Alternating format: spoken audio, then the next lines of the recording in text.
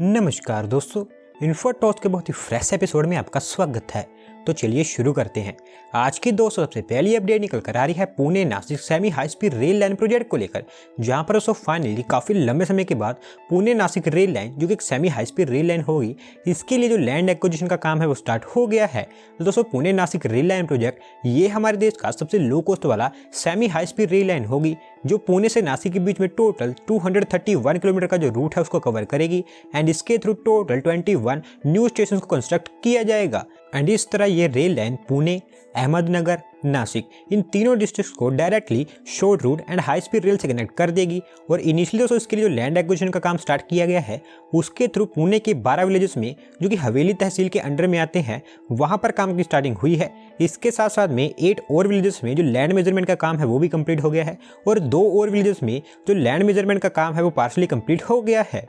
अगली दोस्तों अपडेट निकल कर आ रही है यूपी स्टेट में सेटअप किए जाने वाले न्यू सोलर प्रोजेक्ट्स को लेकर, जहां पर दोस्तों सतलुज जल विद्युत निगम लिमिटेड ये एक ऐसी कंपनी है जिसको यूपी गवर्नमेंट के द्वारा उनकी स्टेट में 2 न्यू सोलर प्रोजेक्ट्स को डेवलप करने के लिए सिलेक्ट कर लिया गया है, जिसके चलते आने वाले समय में यूपी के जालौन एंड कानपुर देहात डिस्ट्रिक्ट यहाँ पर एक एक सोलर प्रोजेक्ट्स को डेवलप किया जाना है। तो दोस्तों ये दोनों सोलर प्रोजेक्ट्स होंगे, इनकी टोटल कैपेसिटी 125 मेगावाट की होगी, जिसमें से 75 मेगावाट का जो सोलर प्लांट होगा वो जालौन डिस्ट्रिक्ट के बुरहाल लोकेलिटी में बनकर तैयार होगा, जो कि एक ग्रिड कनेक्टेड सोलर प्रोजेक्ट होगा। और वहीं रिमेनिंग 50 मेगावाट का जो सोलर प्रोजेक्ट होगा वो कानपुर देहात डिस्ट्रिक्ट के गुजराई लोकेलिटी में बनकर तैयार होगा। एंड ये भी एक ग्रिड कनेक्टेड सोलर प्रोजेक्ट ही होने वाला है। एंड ओवरऑल जो सोलर प्रोजेक्ट्स होंगे इनके through annually 265 million units of energy को प्रोड्यूस किया जाएगा, और फाइनेंशियल ईयर 2023-24 तक ये आपको काम करते हुए देखने को मिलेंगे।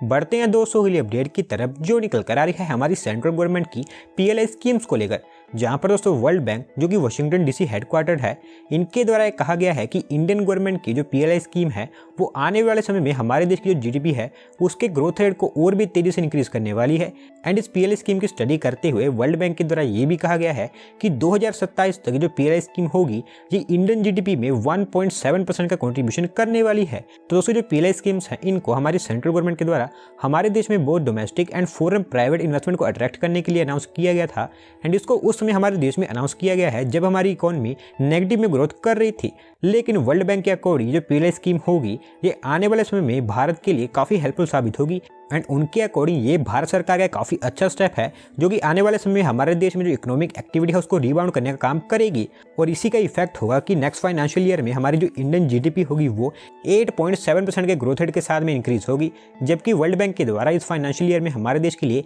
8.2 से 8.3% का ग्रोथ रेट प्रेडिक्ट किया गया है। और वहीं दोस्तों यही PLI स्कीम होगी जो कि आने वाले समय में भारत को चाइना को बीट करने में हेल्प करेगी, क्योंकि नेक्स्ट फाइनेंशियल ईयर में चाइना के लिए वर्ल्ड बैंक के द्वारा 5.1% का GDP ग्रोथ रेट प्रेडिक्ट किया गया है, जबकि 2027 तक की जो PLI स्कीम होगी जी वर्ल्ड बैंक के अकॉर्डिंग हमारी इंडियन GDP में 1.7% का कंट्रीब्यूशन करेंगी। अगली दोस्तों अपडेट निकल कर आ रही है Indian tech giant Tech Mahindra को लेकर, जहां पर दोस्तों हमारे देश में जो बिजनेस ऑर्गेनाइजेशंस हैं उनके लिए 5G बेस्ड सॉल्यूशंस को डिप्लॉय करने के लिए टेक महिंद्रा ने Finland based telecom gear maker Nokia के साथ में पार्टनरशिप कर ली है, जिसके थ्रू जल्दी ही उनके द्वारा उनके कुछ न्यू प्लान्स को अनाउंस किया जाना है। तो दोस्तों सबसे पहले मैं आपको बताऊं कि हमारे देश में जो अपकमिंग 5G टेक्नोलॉजी होगी इसको रियल सेंस में एंड लार्ज स्केल पर हमारी जो इंडस्ट्री है वही यूज करेगी। एंड ये जो यूज होगी ये कमर्शियल यूज से भी बड़ी होगी। एंड इस तरह की थिंग्स हमें देखने को भी मिल रही हैं, क्योंकि टेक महिंद्रा जैसी बहुत सारी जो बड़ी कंपनीज हैं वो टेलीकॉम कंपनीज के साथ में 5G सॉल्यूशंस के लिए पार्टनरशिप कर ली है, जैसा कि अब हमें टेक महिंद्रा एंड नोकिया के बीच में देखने को मिल रहा है। एंड इनकी पार्टनरशिप के अकॉर्डिंग जो टेक महिंद्रा होगी वो हमारे देश में जो इंडस्ट्रीज हैं उनके लिए नोकिया के प्राइवेट वायरलेस DHT सॉल्यूशंस को प्रोवाइड करेगी, जो कि आने वाले समय में हमारी जो इंडस्ट्री है उनके लिए और उनके बिजनेस में जो टेक्नोलॉजी का यूज है उसको और भी इंक्रीज करेगी।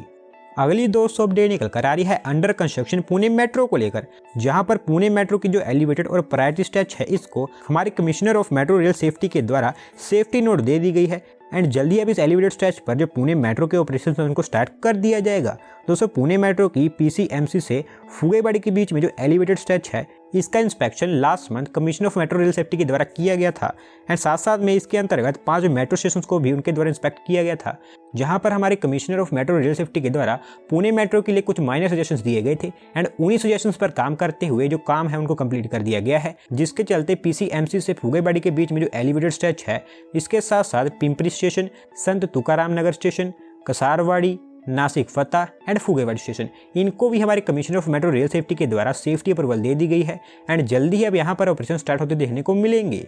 अगली 200 अपडेट निकल कर आ रही है मुंबई बेस्ड सोलर मैन्युफैक्चर वारी एनर्जीज को लेकर, जिनको हमारे securities and exchange board of India के द्वारा अप्रूवल दे दी गई है एंड नाउ इस अप्रूवल के चलते जो वारी एनर्जीज है ये इनका IPO लॉन्च कर सकती है। तो दोस्तों जो वारी एनर्जीज है ये India one of the largest solar module manufacture है एंड साथ साथ में हमारे देश की जो biggest solar module manufacturing facility है वो इस कंपनी के पास में है, जो कि गुजरात स्टेट में लोकेटेड है एंड साथ साथ में ये कंपनी हमारे देश की फास्टेस्ट ग्रोइंग EPC कंपनी भी है। और क्योंकि इस समय हमारा स्टॉक मार्केट काफ़ी अच्छा परफॉर्म कर रहा है एंड उसी के ट्रेंड को देखते हुए इस कंपनी के द्वारा डिसाइड किया गया है कि ये इनकी कंपनी को और भी बड़ा बनाने के लिए 1500 करोड़ रुपीज़ का IPO लॉन्च करेंगे, जिसमें से 1350 करोड़ रुपीज़ फ्रेश इक्विटी होगी एंड वहीं remaining 150 crore offer for sale होगा। एंड नाउ अब इसको हमारी securities and exchange board of India के द्वारा अप्रूवल भी दे दी गई है, जिसके चलते जल्दी ही इनका जो IPO है वो हमें लॉन्च होता हुआ देखने को मिलेगा।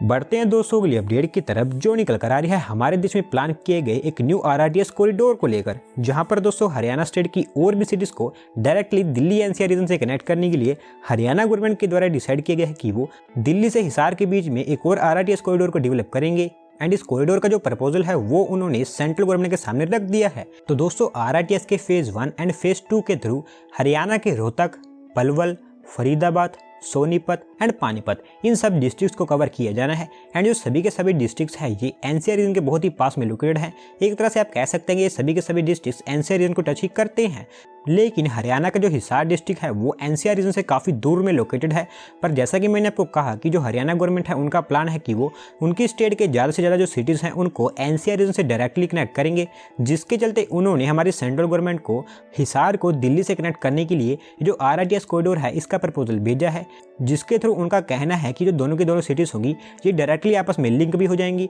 और साथ साथ में दिल्ली एयरपोर्ट और हिसार एयरपोर्ट ये भी आपस में लिंक हो जाएंगे। दोस्तों देखते हैं हमारी सेंट्रल गवर्नमेंट के द्वारा इनका जो प्रपोजल है उसको अप्रूव किया जाता है या फिर नहीं।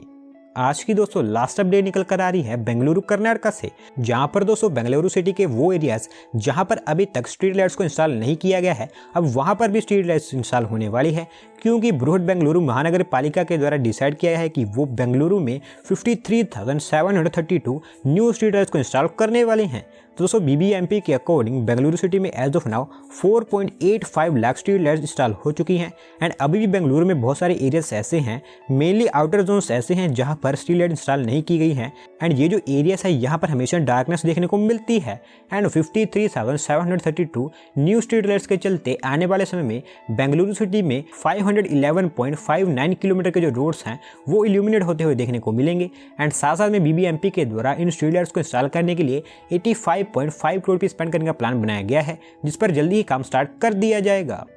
तो दोस्तों आज की वीडियो में बस इतना ही। अगर आप अपनी तरफ से ये अपडेट सबमिट करना चाहते हैं तो डिस्क्रिप्शन में दी गई लिंक पर क्लिक करके सबमिट कर सकते हैं। और अगर आज की वीडियो पसंद आई हो तो वीडियो को लाइक करें, चैनल को सब्सक्राइब करें। धन्यवाद आपका वीडियो को देखने के लिए।